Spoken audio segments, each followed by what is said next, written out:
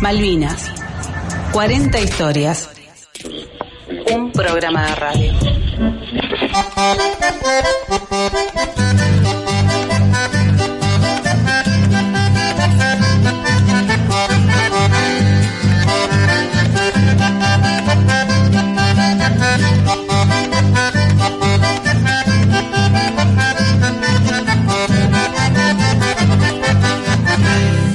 Muy buenas tardes, muy buenas noches, muy buenos días, cuando sea que escuchen este programa Malvinas 40 historias, desde Radiográfica, desde La Boca Barracas, desde la ciudad de Buenos Aires, para todo el mundo, para toda la Argentina, malvinizando desde el aire de esta empresa recuperada. Saludo a Lucas Molinari, está Julián Alejandro Pelliza en la puesta en el aire, el Manu Rivas en la musicalización y como cada martes a mi diestra el querido Juan Francisco Natalicio.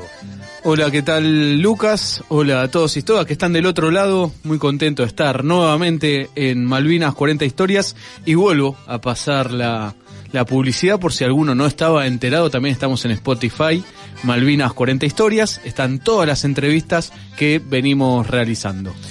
Estaba viendo un aniversario que no quería dejar pasar de largo, que es el Operativo Cóndor, 28 de septiembre del año 66.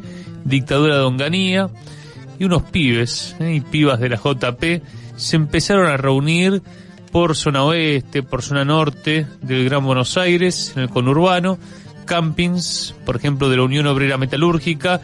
Había uno llamado Dardo Cabo, el hijo de Armando Cabo, un histórico metalúrgico, que estaba convencido que había que generar un hecho político porque un año antes, se había dado la resolución de Naciones Unidas que exigía que había que sentarse a dialogar.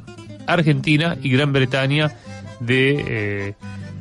dialogar sobre la soberanía. En un contexto, recordemos, que pasaban todo Asia, todo África y también América Latina, que era un proceso de descolonización. En ese contexto, lo que desarrollaron como acción directa fue secuestrar un avión de Aerolíneas Argentinas para aterrizar en las Malvinas. Obviamente, la dictadura de Onganía no salió para adelante de esa encerrona, de esa acción directa que plantearon los compañeros, sino al contrario, los metió presos, como pidió el Reino Unido de Gran Bretaña. Un operativo Cóndor que fue después reconocido por Cristina Fernández de Kirchner, cuando hubo actos, recuerdo con, por ejemplo, Andrés Castillo, que falleció hace poquito, dirigente de la bancaria, que participó como joven militante peronista de esa gesta.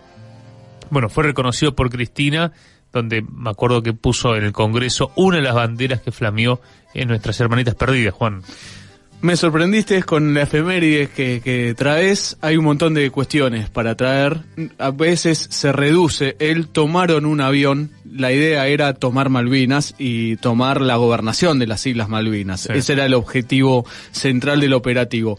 Por cómo tuvieron que aterrizar el avión, que el piloto hizo una maniobra extraordinaria para poder aterrizar el avión, porque no había un aeropuerto, no había pista, lo hicieron sobre un campo de deporte de caballo, y ya no voy a equivocarme en la palabra, pero bueno, logró hacer el aterrizaje, quedó lejos de lo que era la gobernación. Entonces leyeron la proclama, rápidamente fueron rodeados por la pequeña guarnición militar que tenían los ingleses en ese entonces. Atrás de esa pequeña guarnición estaban los ocupas de las Islas Malvinas, los civiles, ya con cierto entrenamiento después de lo que había sido la Segunda Guerra Mundial, también para tomar medidas defensivas. Entonces estaba la guarnición militar, después los civiles. Entonces ya no podían llegar lógicamente hasta su objetivo, que era la casa del gobernador.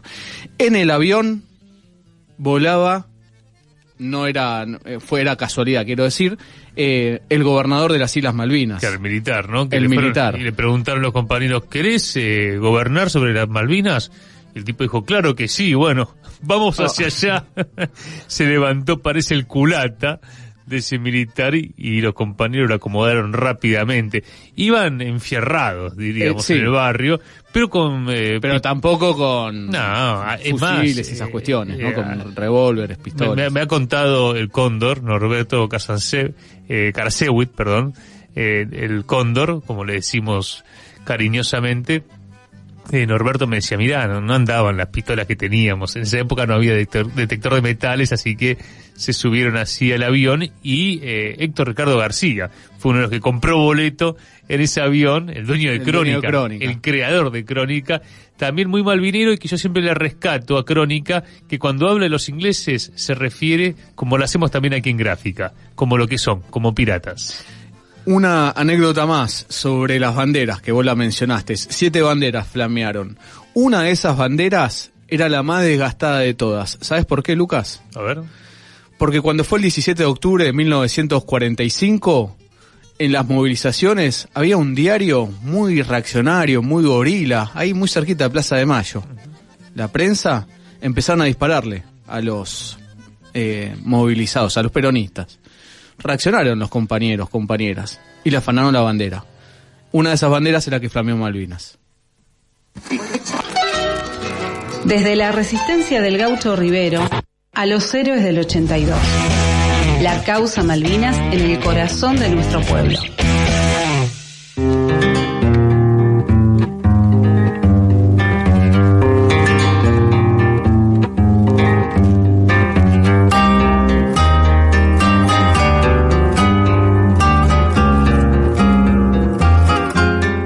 Le puedo tirar un pelotazo y la saca de taquito, como los inferiores de Boca Juniors.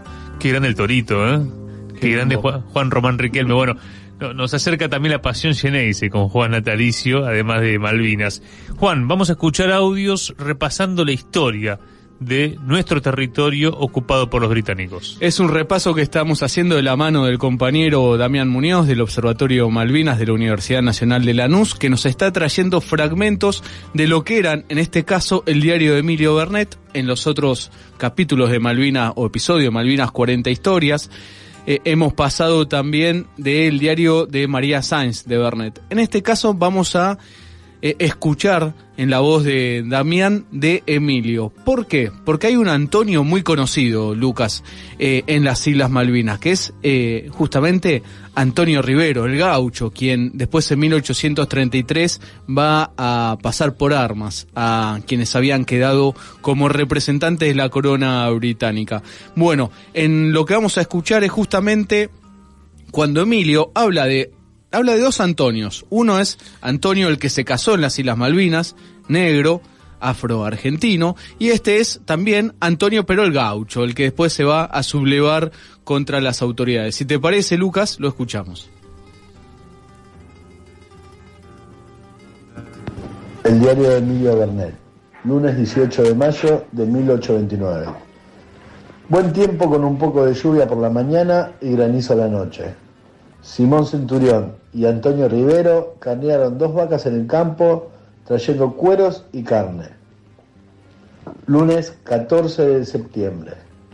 Sol y chubasquitos de nieve. Llevamos una lanchada de lastre a bordo de la goleta. Había Luis convenido con el capitán de mandarle a bordo unas 5 o 6 toneladas lastre de piedra, por lo cual el capitán le daba otras tantas toneladas de carbón de piedra. Trasplantamos nabos ingleses, los peones Centurión, Pío Ortiz, Antonio Rivero y Guillermo Dixon se fueron al sur con el negro Antonio, a hacer tropas para traer aquí en pie.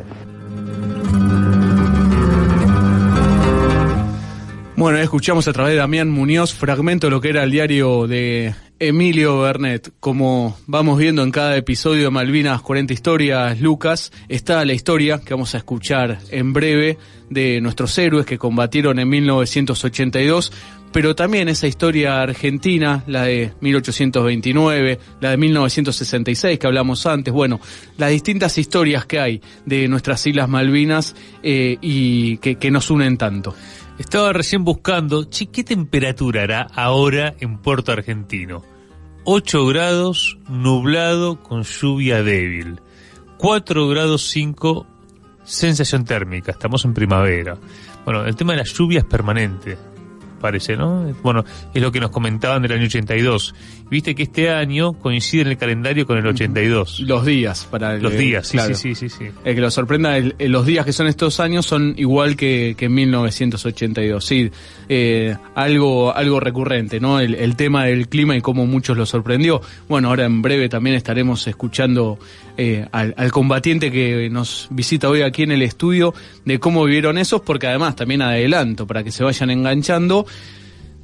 La unidad en la que él pertenecía tuvo una alta actuación, destacada actuación. Siempre decimos que todos los que estuvieron en Malvinas tuvieron una gran participación porque, bueno, estaban en las islas defendiendo a nuestra nación. Pero después hubo ciertas cuestiones que a algunos los hizo destacarse más. Bueno, el de hoy, Lucas, es una gran historia. Vamos con la música. El Manu Rivas nos propone Ataque 77. Escuche.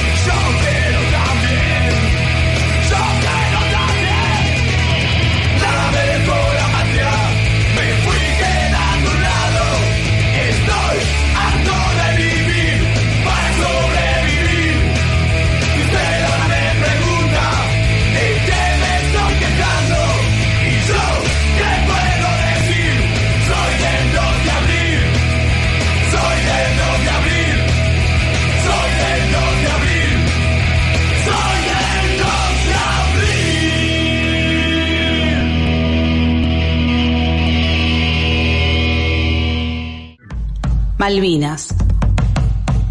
una identidad colectiva.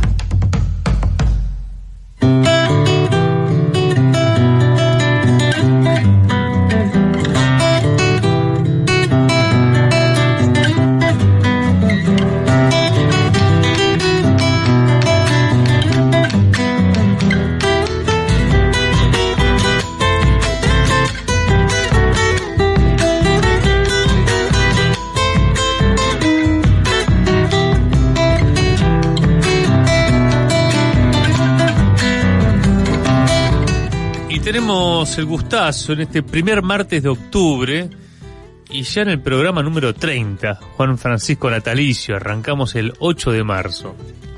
Y empezamos a entrar en la recta final de Malvinas 40 historias. Ya también adelantamos que 18 de noviembre tenemos una cena para todos los que han venido y también otros invitados que quieran sumarse. Vamos a tener una obra de esperemos que haya adhesiones y auspicios para una buena cena, lo estamos trabajando, y un buen cierre de año. Y hoy saludamos a Guillermo Resch, que está aquí en el estudio Patrick Rice. Guillermo es presidente del Centro de Excombatientes Puerto Argentino de Almirante Brown y secretario de la Federación de Veteranos de la Provincia de Buenos Aires. En 1982 participó como mecánico aeronáutico. ¿Qué tal, Guillermo? Gracias por estar. No, gracias a ustedes por haberme invitado, gracias al público que nos escucha. La verdad que para mí es un honor, sobre todo estar frente a Juan, alguien que lo conozco hace mucho tiempo ya, porque parece mentira, ¿no? Sí, verdad. Mucho antes de la pandemia, Juan, ya empezamos más o menos a trabajar. Sí. Y bueno, la verdad para mí es un honor, un gustazo, y ahora conocerte a vos, bueno, también, la gente que ama Malvinas, yo siempre digo que al malvinero hay que cuidarlo, protegerlo y quererlo mucho, porque es nuestra herencia. Nosotros pronto seguiremos partiendo, pero ustedes son los que van a continuar con nuestra causa. Entonces eso es lo que nunca va a morir, ¿no? Guillermo, contanos cómo estás viviendo estos 40 años. Bueno, mirá, los 40 años se han conformado con un aborigen de cosas impresionantes, algo realmente que no nos esperábamos. Con lo que se refiere al distrito de Almirante Brown, voy a ser un poquitito mezquino en eso, ¿no? Porque es lo que más me está tocado. En agosto del año pasado ya comenzamos a armar con el municipio, con todo lo que es la gestión del municipio, creo que fuimos los primeros, una mesa organizativa por el 40 aniversario. En febrero ya teníamos la agenda del 2022, 40 aniversario, prácticamente cerrada. Faltaban a lo mejor 2 o 3 actos que se fueron agregando, pero realmente habíamos tenido una organización bárbara. Y bueno, ha sido un año con muchas adhesiones, ha sido un año con muchas alegrías, ha sido un año con mucho trabajo, con muchas tristezas también, porque hasta hace muy poco ha fallecido quien fue también nuestro presidente del centro muchos años, Pascual Rueda, a quien quiero nombrarlo y quiero recordarlo en esto. Y bueno, él también ha sido partícipe en todo lo que fue este año, en muchas charlas de colegios. Hemos tenido realmente una gran participación, una gran aceptación. Nos han mimado muchísimo. Eso sería lo que es los 40 años, ¿no? Siempre los números que vienen redonditos o con el 5 son los más importantes, pareciera ser. Así que no puedo dejar de preocuparme qué va a pasar en el año 41. Sí, eso me impactó. En la charla previa, Juan, le preguntamos a Guillermo ¿cómo la ves? Y dice, bueno, me preocupa qué pase en el 41. Es un año electoral, es un momento de mucho debate político de país, donde tenemos nuevamente el FMI sobre nuestras cabezas, definiendo la política argentina, y Malvinas que aparece como un reclamo permanente, como una identidad a veces escondida por los medios hegemónicos, muchas veces desconocida por la dirigencia política, pero que persiste en las canchas, en los sindicatos, en los tatuajes, en los autos. en los barrios, ¿no? Una identidad. ¿Coincidís con eso, Guillermo? Sí, es más, te voy a decir, nosotros tenemos agradecidos, todos los veteranos de guerra realmente estamos agradecidos, en primer lugar al pueblo argentino. Más allá que nos quisieron ocultar la desmalvinización, como le llamamos, la desmalvinización, una palabra, aunque muchos la nombren frívola, tonta, es muy dura. Y la desmalvinización comenzó con la época de los militares. Cuando volvimos de Malvinas, de eso no teníamos que hablar. Aquellos que habíamos seguido la carrera, fue una guerra impresionante dentro del sistema, porque estaban los milicos de guerra y los milicos de paz.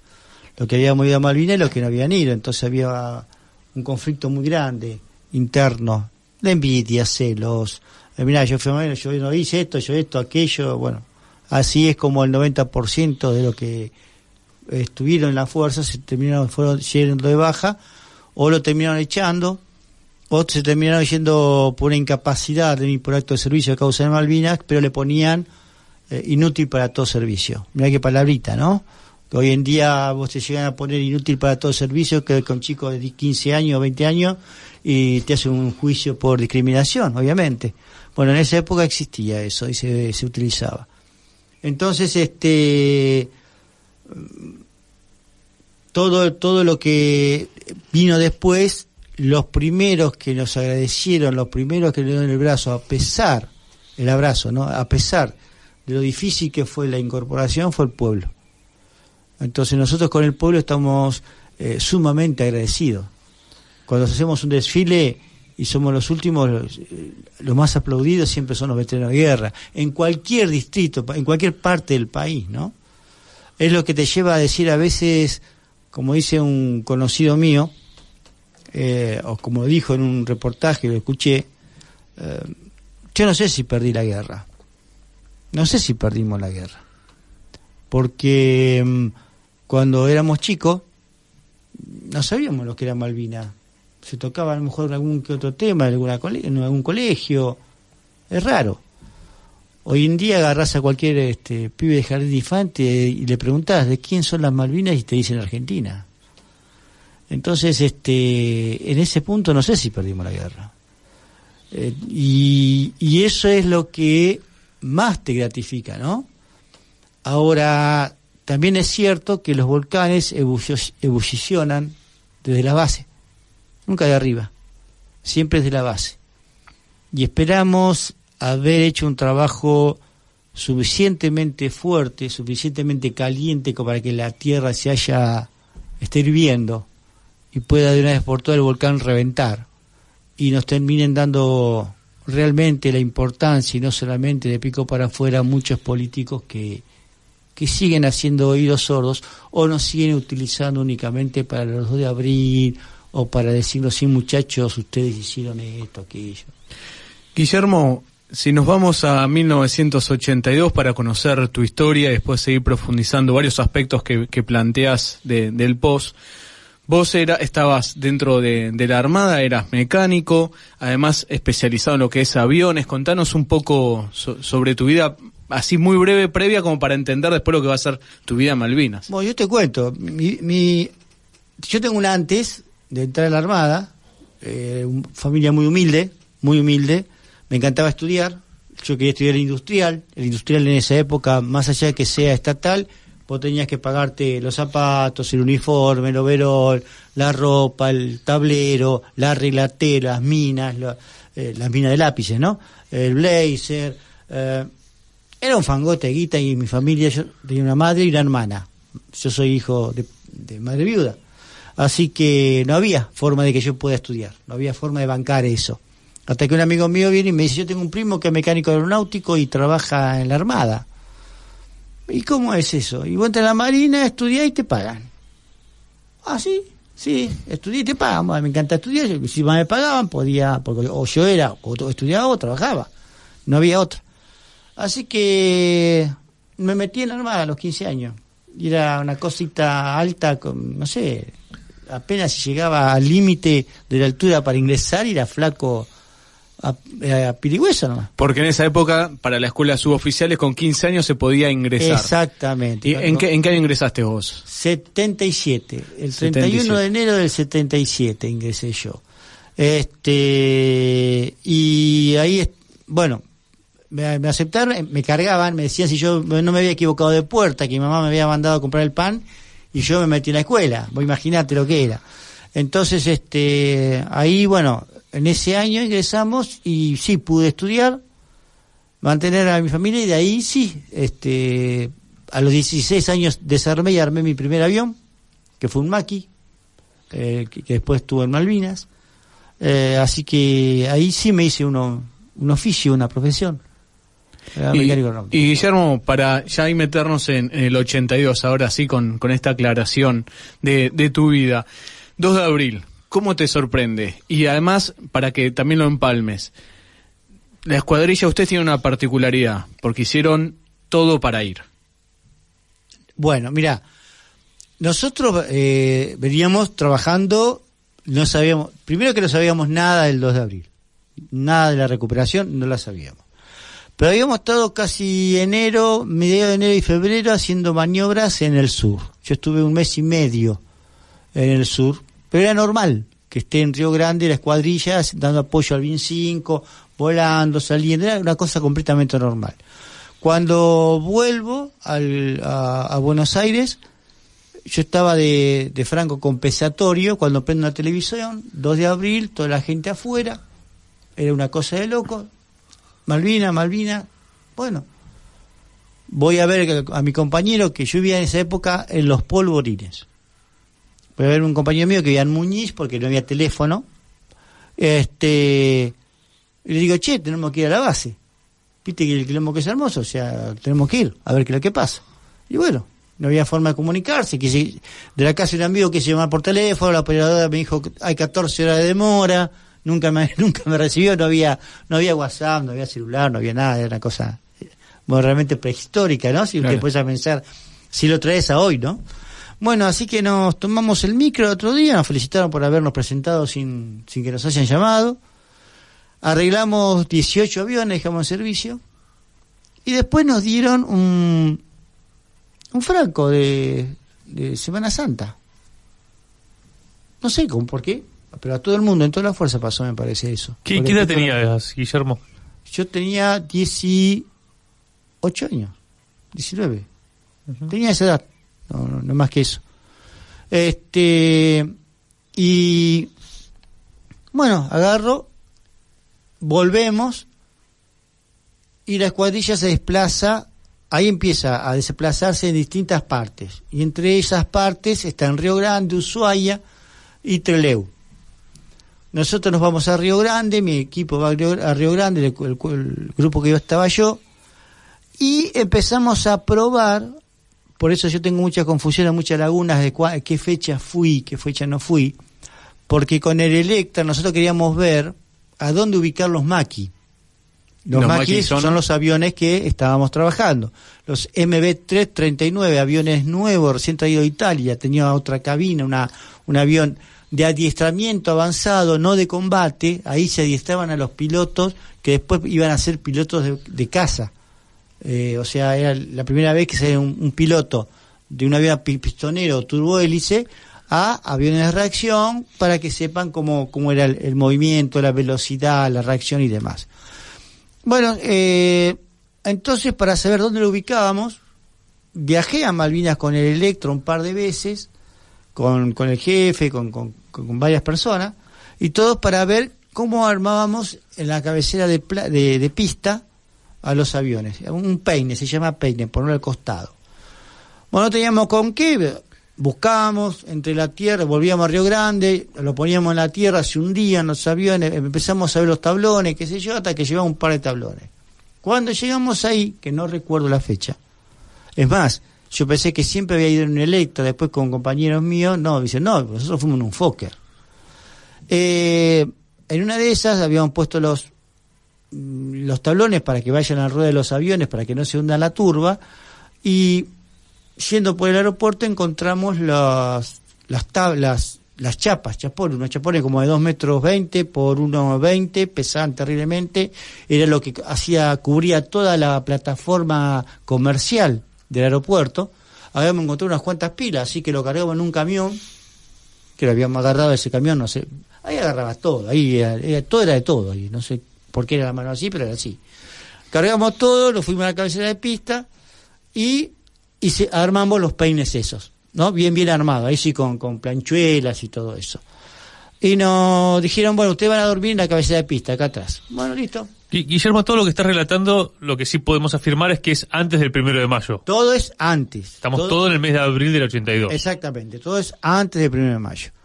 Empezamos a armar dos carpas inmensas, nos agarra un tornado que viene de las Georgias, nos vuela la carpa. Es más, te cuento, yo tenía una parca, la parca se llama una especie de abrigo, que es impermeable, lo puse al costado de una piedra. Cuando terminé de armar la carpa, cuando agarré esa campera, estaba completamente mojada. Por eso no me extraña que hoy esté lloviendo o nevando o la humedad esté al 99%, porque es impresionante. Vos caminás y te mojás. Bueno, y nos agarró ese tornado, nos rompió toda la carpa, más sí, dormimos bajo de la carpa. Preparamos, hicimos pozos, preparamos los aviones. Todo esto fue antes del 1 de mayo.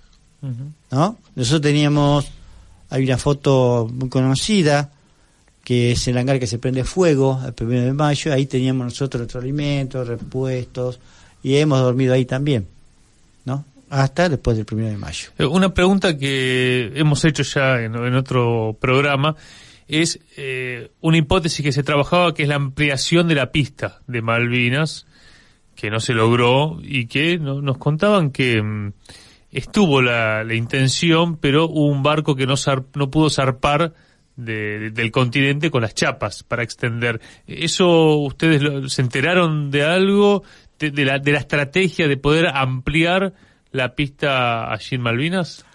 Mirá, se hablaba de muchas cosas, pero la verdad que no había lugar. Atrás de la pista de Malvinas había un pequeño cerro, donde estábamos nosotros en la cabecera. O sea, ahí se estrelló uno de nuestros aviones. Entonces iba a ser un poco difícil que la armen ahí o lo hagan mucho más larga, porque ellos querían operar con los Dagger o los Mirage o los A4 desde ahí. Claro. Pero la verdad, porque hubiese convenido, lo hubiese sido fantástico eso. Pero la verdad es que no. Porque la aviación argentina siempre voló desde el continente. Exactamente, pero hay una realidad. A la cabecera de pista lo bombardearon siempre. ¿Por qué nunca le pegaron? Porque le pegaron una sola vez en la mitad, que no entorpeció para nada el uso. ¿Por qué nunca le pegaron? Porque había un plano que se iba a hacer en otro lado de la pista. Pero resulta que al llegar el momento de hacer esa pista, encuentran con que el terreno no es apto para poder hacer una pista de aterrizaje. Pista que, contamos a quienes nos están escuchando, hizo la Fuerza Aérea Argentina en 1972. Exactamente, la Fuerza Aérea Argentina fue la que hizo todo, o sea, la República Argentina hizo todo. Es más, hasta un mes antes de la guerra, porque todo el mundo habla que no sabíamos nada, los que no sabíamos de Malvinas éramos nosotros, pero en noviembre del 81 ya lo sabían. Faltando un mes antes de la recuperación, el que estaba ahí en YPF encargado de cargar combustible, que era un suboficial de la Fuerza Aérea, lo llamó al gobernador y lo echó, porque sabían que íbamos a ir a recuperar Malvinas. Uh-huh. Entonces esa es la verdadera historia, ¿no? O sea, después contarte lo que es para mí el conflicto es lo que fueron el resto. Yo estoy orgulloso de haber pertenecido a una escuadrilla que fue la más condecorada de la aviación naval. Eso siempre lo digo, me encanta decirlo, jactarme de eso. Fue la que en solitario Owen Kripa descubrió el desembarco en la bahía San Carlos y atacó y dejó fuera de servicio a la Arnold. Uh-huh. Y cuando vio él que no había notado cómo le explicaba a sus superiores ese ataque donde estaban desembarcando los ingleses, volvió completamente desarmado, hizo la misma maniobra y en el anotador de su pierna hizo el dibujo como estaban desembarcando las tropas. Aterriza y se va al comando en jefe, explica la situación, dice que ahora era el momento porque era un día hermoso, pocos días eran tan hermosos como ese, y la jefatura terminó diciéndole que no, y terminaron mandándolo 4 días después a la infantería, porque él pedía que vaya a la infantería, que vaya al ejército, que era el momento, estaban desembarcando, era el momento, lo agarraba justo frágil. Si atacaban en ese momento, los ingleses sí o sí tenían que irse. Obviamente que iban a poner resistencia, pero se iban a tener que ir porque no podían desembarcar. Sin embargo, se lo mandaron 4 días después. Los ingleses en 4 días hicieron una ciudad, en una cabecera de playa. Y es ahí como, por ejemplo, los del paracaidista 3, el cuerpo de paracaidista 3, recibía tantas municiones en la noche de Monte London, en esos enfrentamientos, porque ellos recibían de los helicópteros de ellos tantas municiones, que ellos no se determinaban. Porque claro, hicieron una cabecera de pista tan grande, cabecera de playa, perdón, tan grande, que es lo que armó. Guillermo, tu escuadrilla en un primer momento no tenía que cruzar a las islas. ¿Y ustedes como escuadrilla se van a poner en campaña para poder cruzar? Exactamente. Nuestra escuadrilla estaba, repito, una escuadrilla de adiestramiento avanzado, una escuadrilla de aviones subsónicos, 800 kilómetros por hora, a reacción, pero digamos un comandante muy tenaz. Molteni era un comandante muy, muy tenaz en ese sentido. Y él quería participar, él quería estar. Le decía que debíamos estar. Y es así que realmente es la escuadrilla que más horas de vuelo bajo fuego enemigo tiene, porque custodiamos toda la costa. Es la escuadrilla que la única escuadrilla a reacción que operó de las Islas Malvinas. Realmente creo que cumplió una función muy, muy importante en lo que es el ataque. También se atacó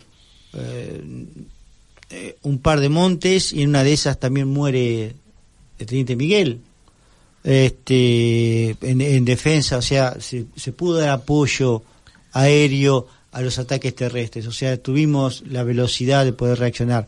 Lamentablemente muchas veces el clima no permitía que los aviones salieran, pero sí se trabajó bastante bien.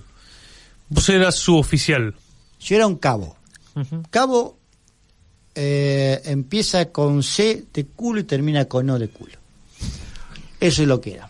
Éramos, nada, en la Armada ser un cabo es ser tropa, no tenés una diferencia. Uh-huh. Pero igualmente jamás tuve un conscripto a mi cargo y nada de eso, era cabo porque yo estaba estudiando para mecánico de aviones. Claro. Y hay algo que siempre le preguntamos sobre los superiores, porque hay una mirada a veces generalizada que oficiales, suboficiales se portaron mal. ¿Qué decís ante eso? Mirá, yo te voy a ser sincero. Yo, a nivel personal, no puedo decirte nada. Tenía el segundo comandante que nosotros habíamos hecho el pozo, y en medio de un bombardeo me sacó del pozo que estábamos nosotros para mandarlo ahí a intemperie. Pero yo no tenía trato con ningún subalterno, yo no tenía subalterno, no, yo era lo más bajo, entonces no había. Y nosotros nos encargábamos de arreglar los aviones, y dormíamos en un hangar que se llamaba el Iber, que estaba entre el puerto, entre la ciudad y el Móvil Loop, ¿no? Los pilotos, los oficiales con nosotros no dormían, o sea que hay una diferencia, pero yo no voy a poder negar jamás que hubo malos tratos o hubo abuso de autoridad, porque el informe de Rattenberg lo dice bien clarito. Entonces, yo no lo vi, ¿no? Yo sé a la pregunta que vos vas precisamente es a los malos tratos que hubo en Malvinas, o destacamientos, o todo ese tipo de cosas. Yo no lo he visto, sí sé que hubo, uh-huh.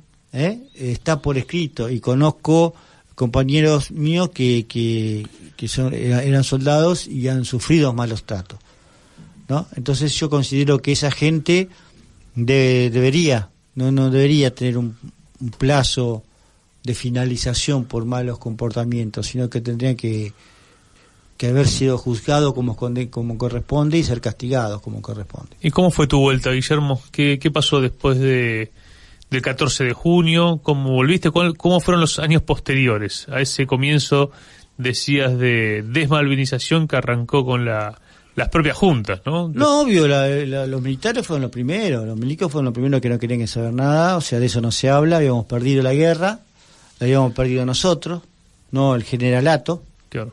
¿no? La habíamos perdido nosotros, así que por lo tanto no querían hablar del tema, tampoco querían. Además, estábamos en una formación para empezar a trabajar y se apareció un suboficial borracho y decía, bueno, acá en Malvinas se terminó, acá hay que trabajar. Yo me fui, me borré, me fui a tomar mate, pero el otro compañero mío lo agarraron y casi lo quedaron a trompada porque seguí como que se terminó Malvinas. Así que imagínate cómo empezó el problema adentro. Adentro fue Ese hecho fue cuando ustedes ya habían vuelto. Ya habíamos vuelto, el tema era no había que hablar del tema, valga la redundancia. Pero ustedes seguían adentro de las Fuerzas Armadas. Y claro, o sea, vos volvés y no es que te vas inmediatamente. Además esto, déjame aclararlo, Lucas y Guillermo, ustedes los suboficiales, no sé los oficiales, pero sí lo sé de ustedes los suboficiales, tenían un contrato, es decir, terminaban, creo que los oficiales también, una vez que se egresan, tienen un primer contrato que tienen que cumplir una cantidad de años. Exactamente. Los oficiales, no, ellos nunca se van de baja. Los oficiales no sé qué arreglo tienen porque es otra cosa. Okay. Pero que sí, en esa época, los oficiales, hasta la época de Alfonsín, teníamos un contrato. Vos no podías llegar e irte. La verdad, yo me quería ir. Yo había llegado, me quería ir. Tuve un problema grave con un oficial, al cual a mí me terminan internando por loco. O sea, termino internado en Río Santiago, y me terminan, o sea, yo no tengo la baja deshonrosa por una cuestión de que tenía una buena conducta. Yo había tenido una buena calificación en lo que es la conducta, por eso no terminan dando una baja, pero me terminan mandando a un psiquiatra y me terminan encerrando en el hospital de Río Santiago. Y Guillermo, siguiendo lo que planteaba Lucas, hay un sector del pueblo argentino que desconoce esto y diferenciarlos, por ejemplo, tu caso, y yo conozco un montón más, vos también, pero un montón de Lanús que tenían 15 años, necesitaban laburar y encontraron la Armada, un lugar de, estudio y tengo un sueldo. Voy acá a la pregunta. Viene después Malvinas y vienen los 80, donde está la desmalvinización y un antimilitarismo muy fuerte por lo que había pasado con la dictadura. ¿Te afectaba a vos estos dos temas? Por supuesto, al 100%. Al 100%. Cuando a mí me echan de la Armada, yo no podía conseguir trabajo porque cuando decía que estaba en Malvinas era un loquito de la guerra. Eso le pasó a todo el mundo. Me morí de hambre. Era muy jodido.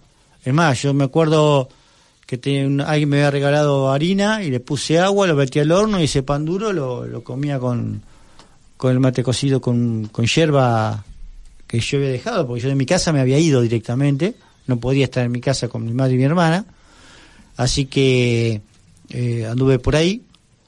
Y después vos ibas a algún centro de combatientes, como en la calle México, o ibas a la calle Belgrano, Avenida Belgrano, o a donde te acercabas, y vos no podías entrar porque era cuadro. Vos eras cuadro, vos eras profesional. Hoy en día te dice lo mismo, pero vos eras profesional. Y yo te digo, yo era profesional arreglando aviones. A ver, en la República Argentina en 1982, para esa fecha hacía 130, y acá hay un profesor de historia que por favor me corrija, 135 años que habíamos finalizado la última guerra, que fue la Triple Alianza. Si le queremos meter los 7 años que duró, hacía 125, 132 años que habíamos comenzado la última guerra después de 1982. Por lo tanto, profesional, es nada. Yo usaba el pelo medio largo y casi no me afeitaba. Yo arreglaba aviones, nada más. Era un mecánico que vivía lleno de grasa. Es lo único. Y la gran mayoría fue así. O sea, buscábamos cómo salir de las situaciones tan difíciles que en las que vivíamos, por una cuestión que era más fácil entrar a la fuerza, porque te tomaban a más cantidad de gente, a muchos pibes, y te daban un estudio y te pagaban. Escuché hace poco un político historiador, que dijo algo muy cierto. hasta antes de la dictadura, no teníamos problemas con el Fondo Monetario Internacional porque no teníamos deuda. Teníamos un 4% de desocupación. No había planes. Había una industria fuerte y una ganadería fuerte. Además, competían en la rural. El industrial iba y le compraba el toro más caro como para decirle, mirá qué bien que me va con la industria. Y los ganaderos le compraban la mejor máquina argentina porque decían, mirá qué bien que me va con la vaca. Llegaron los milicos y hicieron mierda todo. Entonces nos dejaron desaparecidos, nos dejaron una deuda externa impresionante, nos metieron en una guerra y encima pagamos los platos rotos los que no tuvimos nada que ver. Y esa estampilla que tenemos en la espalda marcada, vos fíjate que a Barrera, que mató a la suegra, a la esposa y a las 2 hijas, le dieron 25 años y el tipo salió libre. Yo hace 40 años que tengo las estampillas pegadas a la espalda y todavía no puedo salir libre. ¿Cómo fue, Guillermo? Después contabas que te llevaron al hospital de Río Santiago. ¿Cómo siguió esa historia tuya? Y también después, ¿cómo lograste organizarte? Porque en realidad, vos hoy sos presidente de un centro de excombatientes, estás en la Federación de Veteranos. ¿Qué implicó para tu vida personal la organización? Mirá, en un momento, al principio fue muy difícil por las 2 causas que yo te estoy diciendo, o sea, haber sido excombatiente y encima después haber sido cuadro. Ahí me costó un matrimonio y conocí a la que hoy en día es mi esposa y me trajo a la zona sur. Yo vivía en Munro en esa época, o Carapachay. Me trajo a la zona sur, a Rafael Calzada. Ahí me dice, mirá que acá el centro de combatientes Almirante Brown aceptan exmixto. No, le digo, cuando sea para que sea cuadro ni me van a querer, ¿qué voy a ir yo ahí? Bueno, la cosa es que terminé yendo, me terminaron aceptando, sí. De ahí no me fui un tiempo, estuve 5 años después de haber participado muchísimo, 5 años alejado por cuestión de trabajo, algunas cosas personales, y después volví, pero yo creo que los únicos que nos entendían eran los veteranos, cuando nos encontrábamos con otros veteranos. Entonces ahí podíamos hablar, hacíamos una especie de catarsis, o podíamos contar nuestros problemas. Aquel que se animaba decía si dormía o no dormía, o si soñaba o no soñaba, o cómo estaba. No teníamos un plan de salud, no teníamos un obra social, no teníamos una pensión, vivíamos como podíamos. Entonces, el que no hacía changa, el que era albañil, el que no era electricista. Yo, la verdad, cuando me echaron de la Armada, sí, vos me decís, era mecánico de aviones. Sí, pues yo un día me encontré en el medio de la calle y dije, ¿para dónde voy? La verdad, no me daba las luces de la cabeza para decir, ¿a dónde voy? ¿Qué hago? ¿Para dónde camino? Bueno, eso, ¿qué pasa? Al encontrarte con otros veteranos empezás a hablar. Y así empezaron a formarse los centros, que en un principio eran un grupo de amigos y después nos empezamos a organizar. Muchos empezaron a organizarse ya en el mismo 82, fin del 82. Yo empecé más o menos en el 96 para que me aceptaran. Pero bueno, así es como uno va armando, y a mí me sirvió las organizaciones para poder volcar mucho lo que uno sentía, lo que tenía, y empezar a luchar por lo que nos hace falta, ¿no? Una guerra, 14.000 historias. A 40 años, la palabra de quienes lucharon por la patria.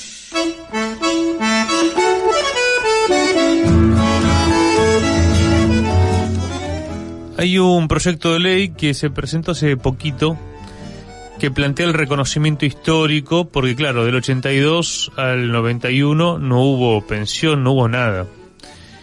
Ahora, hace un recorte, dice solamente los conscriptos.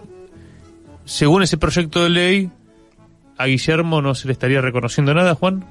Exactamente, y es lo que inclusive habíamos hablado entre nosotros en privado después de la entrevista al diputado combatiente de Malvinas que hiciste aquí en Radiográfica. Leiva, que es diputado por el Chaco. Exactamente, yo te planteaba esto, perdón, yo te planteaba esto de, pero hay a muchos suboficiales, inclusive también a oficiales que los va a dejar afuera y está mal, pero sobre todo a los suboficiales que, como escucharon hoy de Guillermo, encontró en la Armada como suboficial una salida laboral.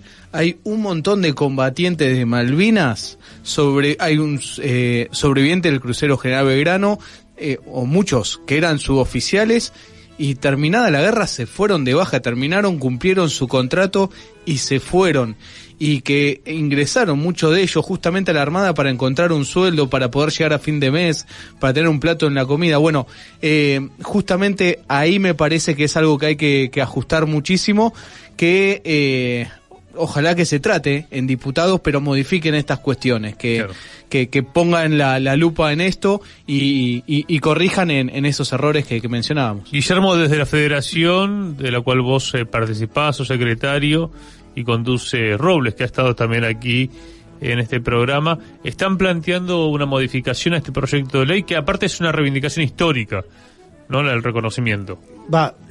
Yo voy a ser muy claro en esto porque es un punto bastante delicado y vamos a ser bien claros en el asunto. La Federación de Veteranos de Guerra de la Provincia de Buenos Aires para nada está en desacuerdo con este proyecto. ¿Está claro? Estamos de acuerdo. Consideramos que esto debe ser así. Se debe dar ese reconocimiento, que no es una pensión, sino ese reconocimiento de 10 años completamente de abandono. ¿Está? O sea, hay que hacerlo, lo deberían haber hecho, creo que La Plata estuvo en la época de Carlos Saúl, es más, creo que la ONU lo había bajado, no sé, otros temas lo habrán gastado, pero debería estar. Lo que la Federación propone es que se modifique ese aparte donde dice ex conscripto, porque ahí fíjense cómo seguimos aprovechándonos de la desmalvinización. De eso no se habla.